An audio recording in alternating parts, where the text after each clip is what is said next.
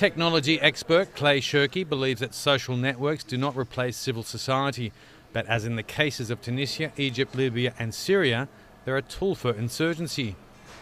In Madrid for a conference, Shirky talked about uprisings around the world, the transformation of newspapers, as well as television and interactivity. With the rise of smartphones and Apple's iPad, the American is witnessing a substantial change in social networks. One of the really big changes is the shift to mobile devices. That to have a social network that you can check in with when you go home and sit in front of a keyboard and a screen is one thing, but to have the tool that you get to the social network with you all the time in your pocket makes a big difference. It makes a big difference for space, and it makes a big difference for time.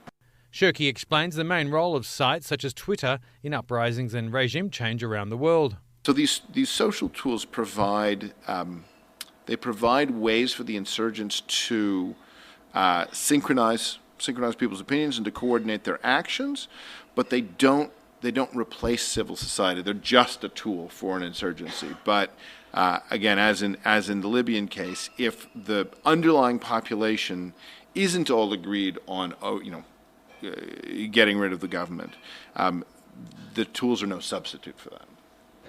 The presence of the internet has had an important effect on the press, and its transition raises an interesting question.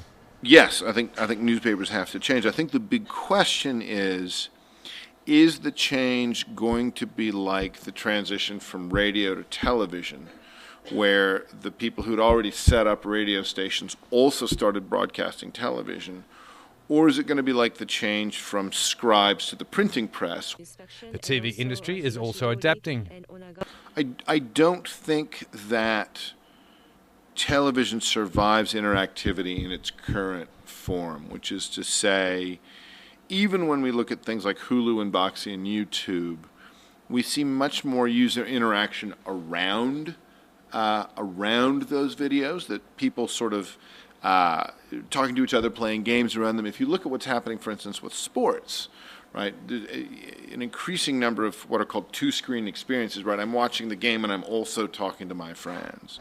An interesting insight as we dive headfirst into uncharted territory.